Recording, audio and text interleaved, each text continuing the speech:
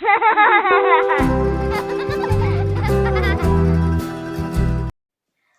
Mummies, welcome to my channel proud to be a mother ಅಮ್ಮ. So ಇವತ್ತಿನ video topic ಏನು ಅಂತ ಹೇಳಿದ್ರೆ, ಈಗ ಮಕ್ಕಳು ನಮ್ಮ ಮನೇಲಿದ್ರೆ ನಮ್ಮ ಮನೇಲಿ ಒಂದು ಮಿನಿ ಮೆಡಿಕಲ್ ಶಾಪೇ ಇಟ್ಟಿರ್ತೀವಿ.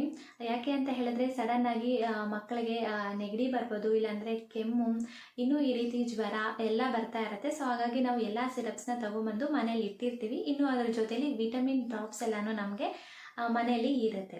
ಆದರೆ ನಮಗೆ ಕೆಲವೊಂದು ಡೌಟ್ಸ್ ಇರುತ್ತೆ. ಸೊ ಈ ಸಿರಪ್ನ ಎಷ್ಟು ದಿವಸ ನಾವು ಸೇವ್ ಮಾಡಿ ಇಡ್ಬೋದು, ಮತ್ತು ಒಂದು ಸರಿ ಮಕ್ಕಳಿಗೆ ಸಿರಪ್ ಹಾಕಿದಾಗ ಅವ್ರೇನಾದರೂ ವಾಮಿಟ್ ಮಾಡಿಕೊಂಡ್ರೆ ಮತ್ತೆ ಸಿರಪ್ ಹಾಕ್ಬೋದಾ, ಇನ್ನು ಈ ಸಿರಪ್ನ ಫ್ರಿಜ್ಜಲ್ಲಿ ಸ್ಟೋರ್ ಮಾಡಿ ಇಡ್ಬೋದಾ, ಇಲ್ಲಾಂದರೆ ಹಾಗೆ ರೂಮ್ ಟೆಂಪ್ರೇಚರಲ್ಲಿ ಇಡ್ಬೋದಾ, ಈ ರೀತಿ ಸುಮಾರು ಡೌಟ್ಸ್ ಇರುತ್ತೆ ಈ ಸಿರಪ್ಸ್ ಬಗ್ಗೆ.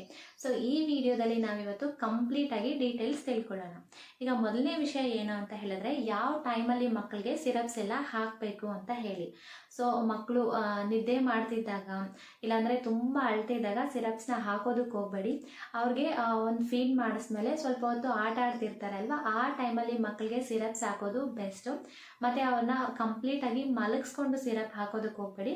ಸ್ಲೈಟಾಗಿ ಈ ರೀತಿ ಸ್ವಲ್ಪ ಹಿಡ್ಕೊಂಡು ಕೂರಿಸೋ ರೀತಿ ಮಾಡಿಕೊಂಡು ನೀವು ಮಕ್ಕಳಿಗೆ ಸಿರಪ್ನ ಹಾಕ್ಬೋದು. ನೆಕ್ಸ್ಟ್ ಇನ್ನೊಂದು ವಿಷಯ ಏನು ಅಂತ ಹೇಳಿದ್ರೆ, ಈ ಸಿರಪ್ಸ್ ತುಂಬ ಈಗ ಒನ್ ಟೈಮ್ ಏನಾದರೂ ಮಗುಗೆ 3 ಸಿರಪ್ಸ್ ಹಾಕಬೇಕು ಅಂಥ ಟೈಮಲ್ಲಿ ಇನ್ನಿಂದೇನೆ ಮಗುಗೆ ಸಿರಪ್ ಹಾಕ್ಬೋದಾ ಅಂತ ಹೇಳಿದ್ರೆ ಸ್ವಲ್ಪ ಗ್ಯಾಪ್ ಕೊಡೋದು ಮಗುಗೆ ಬೆಸ್ಟು. ಒಂದು 1 hour ಈ ರೀತಿ ನೀವು ಗ್ಯಾಪ್ ಕೊಟ್ಟು ಮಕ್ಕಳಿಗೆ ಸಿರಪ್ನ ಹಾಕ್ಬೋದು. ಈಗ ನಿಮಗೆ ಪ್ಯಾರಾಸಿಟಮಲ್ ಸಿರಪ್ ಏನಾದರೂ ಇದ್ದರೆ 3 times ಹಾಕೋದಕ್ಕೆ ಹೇಳಿರ್ತಾರೆ. ಸೊ ಅದಕ್ಕೆ ನಾವು 4 to 5 hours ನಮಗೆ ಈ ರೀತಿ ಗ್ಯಾಪ್ ಇರುತ್ತೆ. ಸೊ ಆ್ಯಂಟಿಬಯೋಟಿಕ್ ಸಿರಪ್ ಎಲ್ಲ ಇರುತ್ತೆ. ಸೊ ಅದನ್ನು ಮಾರ್ನಿಂಗ್ ಟೈಮು ಮತ್ತು ನೈಟ್ ಟೈಮ್ ಮಾತ್ರ ಹಾಕೋದಕ್ಕೆ ಹೇಳಿರ್ತಾರೆ. ಅದಕ್ಕೆ ಕಂಪ್ಲೀಟಾಗಿ 8 hours ಗ್ಯಾಪ್ ಇರಬೇಕು. ಈ ಗ್ಯಾಪ್ನ ನೋಡಿಕೊಂಡು ನೀವು ಮಕ್ಕಳಿಗೆ ಸಿರಪ್ಸ್ ಕೊಡೋದು ಬೆಸ್ಟ್. ನೆಕ್ಸ್ಟ್ ಇನ್ನೊಂದು ವಿಷಯ ಏನು ಅಂತ ಹೇಳಿದ್ರೆ, ಖಾಲಿ ಹೊಟ್ಟೆಲಿ ಮಕ್ಕಳಿಗೆ ಸಿರಪ್ ಹಾಕ್ಬೋದಾ. ಯಾಕೆ ಅಂತ ಹೇಳಿದ್ರೆ ಕೆಲವು ಮಕ್ಕಳು ಹಾಲು ಕುಡ್ದಿದ ನಂತರ ಸಿರಪ್ ಏನಾದರೂ ಕೊಟ್ಟರೆ ವಾಮಿಟ್ ಮಾಡ್ಕೊಳ್ತಾ ಇರ್ತಾರೆ. ಸೊ ಖಾಲಿ ಹೊಟ್ಟೆಲಿ ಮಕ್ಕಳಿಗೆ ಸಿರಪ್ ಹಾಕ್ಬೋದಾ ಅಂತ ಹೇಳಿದ್ರೆ, ನೀವು ನಾರ್ಮಲ್ ಆಗಿ ವಿಟಮಿನ್ ಸಿರಪ್ಸು ಇಲ್ಲಾಂದರೆ ಫೀವರ್ ಸಿರಪ್ ಇದೆಲ್ಲನೂ ಹಾಕ್ಬೋದು. ಬಟ್ ಆ್ಯಂಟಿಬಯೋಟಿಕ್ಸ್ ಇರುತ್ತೆ ಅಲ್ವಾ, ಏನಾದರೂ ಇನ್ಫೆಕ್ಷನ್ಸು ಅದೆಲ್ಲ ಆಗಿ ಕೊಟ್ಟಿರೋದನ್ನ ಖಾಲಿ ಹೊಟ್ಟೆಲಿ ಹಾಕೋದನ್ನು ಅವಾಯ್ಡ್ ಮಾಡ್ಕೊಳ್ಳಿ. ಮತ್ತು ಇನ್ನೊಂದು ವಿಷಯ, ಮಗುಗೆ ಸಿರಪ್ ಹಾಕಿದ ಕೂಡಲೇ ವಾಮಿಟ್ ಮಾಡಿಕೊಂಡ್ರೆ ಮತ್ತೆ ಸಿರಪ್ ಹಾಕ್ಬೋದಾ ಅಂತ ಹೇಳಿದ್ರೆ, ನೀವು ಆ ಟೈಮ್ ನೋಡ್ಕೊಬೇಕು. ಮಗುಗೆ ಸಿರಪ್ ಹಾಕ್ತಾ ಏನಾದರೂ ಸಡನ್ ಆಗಿ ವಾಮಿಟ್ ಮಾಡಿಕೊಂಡ್ರೆ ನೀವು ಇನ್ನೊಂದ್ಸಲಿ ಮಗುಗೆ ಟ್ರೈ ಮಾಡ್ಬೋದು. ಯಾಕೆ ಅಂದರೆ ಒಂದು ಸಿರಪ್ ಮಗುಗೆ ಕರೆಕ್ಟಾಗಿ ವರ್ಕ್ ಮಾಡೋದಕ್ಕೆ 1/2 hour ಬೇಕಾಗುತ್ತೆ. ಸೊ ಒಂದು 1/2 hour ಆದಮೇಲೆ ಮಗು ವಾಮಿಟ್ ಮಾಡಿಕೊಂಡ್ರೆ ಮತ್ತೆ ಸಿರಪ್ ಹಾಕೋದಕ್ಕೆ ಹೋಗಬೇಡಿ. ಇಲ್ಲ 2-3 times ಮಗು ಸಿರಪ್ ಹಾಕಿದಾಗೆಲ್ಲ ವಾಮಿಟ್ ಮಾಡ್ಕೊತಿದೆ, ಈಗ ಸಿರಪ್ ಹಾಕಿದ್ದೀರಾ ವಾಮಿಟ್ ಮಾಡ್ಕೊಳ್ಳುತ್ತೆ, ಮತ್ತೆ ಸಿರಪ್ ಹಾಕಿ ವಾಮಿಟ್ ಮಾಡಿಕೊಂಡ್ರೆ ಮತ್ತೆ ಸಿರಪ್ನ ಹಾಕೋದಕ್ಕೆ ಹೋಗಬೇಡಿ. ಅದು ಡೋಸೇಜ್ ತುಂಬ ಮಗುಗೆ ಹೆಚ್ಚಾಗೋಗುತ್ತೆ. ನೆಕ್ಸ್ಟ್ ವಿಷಯ ಏನು ಅಂತ ಹೇಳಿದ್ರೆ, ಸಿರಪ್ನ ನಾವು ಎಲ್ಲಿ ಸ್ಟೋರ್ ಮಾಡಿ ಇಡ್ಬೋದು.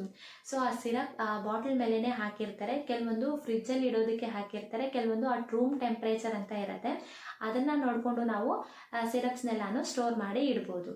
ಸೊ ಈಗ ಒಂದ್ಸಲ ಯೂಸ್ ಮಾಡಿ ಸಿರಪ್ನ, ಅಂದರೆ ನಾವು ಓಪನ್ ಮಾಡಿ ಇರ್ತೀವಿ ಅಲ್ವಾ ಬಾಟ್ಲು, ಅದನ್ನು ಮತ್ತೆ ನೆಕ್ಸ್ಟ್ ಟೈಮ್ ಯೂಸ್ ಮಾಡ್ಬೋದಾ ಅಂತ ಕೇಳಿದ್ರೆ, ಈಗ ಡಾಕ್ಟರ್ಸ್ ನಮಗೆ ಒಂದು ಪರ್ಟಿಕ್ಯುಲರ್ ಸಿರಪ್ನ 7 days ಮಾತ್ರ ಹಾಕಬೇಕು ಅಂತ ಹೇಳಿರ್ತಾರೆ. ಅಂದರೆ ಆ್ಯಂಟಿಬಯೋಟಿಕ್ಸ್ ಏನಾದರೂ ಇನ್ಫೆಕ್ಷನ್ಸ್ ಆಗಿ ಮಗುಗೆ ಕೊಟ್ಟಿರ್ತಾರಲ್ವಾ, ಮೇಯ್ನ್ ಆಗಿ ಪೌಡರ್ ರೀತಿ ಇರುತ್ತೆ, ಅದರಲ್ಲಿ ನೀರೆಲ್ಲ ಮಿಕ್ಸ್ ಮಾಡಿ ನಮಗೆ ಒಂದು ಸಿರಪ್ನ ಕೊಟ್ಟಿರ್ತಾರೆ.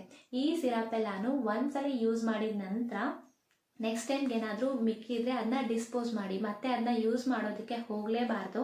ಅದು ಒಂದ್ಸಲಿಗೆ ಮಾತ್ರನೇ ಕೊಟ್ಟಿರ್ತಾರೆ. ಸೊ ಆ ಸಿರಪ್ ಏನಾದರೂ ಇನ್ನೂ ಮಿಕ್ಕಿದೆ ಅಂತ ಹೇಳಿದ್ರೆ ಅದನ್ನ ಮತ್ತೆ ಸ್ಟೋರ್ ಮಾಡೋದಕ್ಕೆ ಹೋಗಬೇಡಿ, ಅದನ್ನ ಡಿಸ್ಪೋಸ್ ಮಾಡಿ. ಇಲ್ಲ ಫೀವರ್ ಸಿರಪ್ನ ನೀವು ನೆಕ್ಸ್ಟ್ ಟೈಮ್ಗೆ ಇಡ್ಬೋದು, ಮತ್ತು ವಿಟಮಿನ್ ಸಿರಪ್ಪು ಅದೆಲ್ಲನೂ ನಾವು ಇಟ್ಕೊಬೋದು. ಬಟ್ ಈ ರೀತಿ ಬಯೋಟಿಕ್ಸ್ ಮಾತ್ರ ನಾವು ಇಡೋದಕ್ಕೆ ಹೋಗಬಾರ್ದು.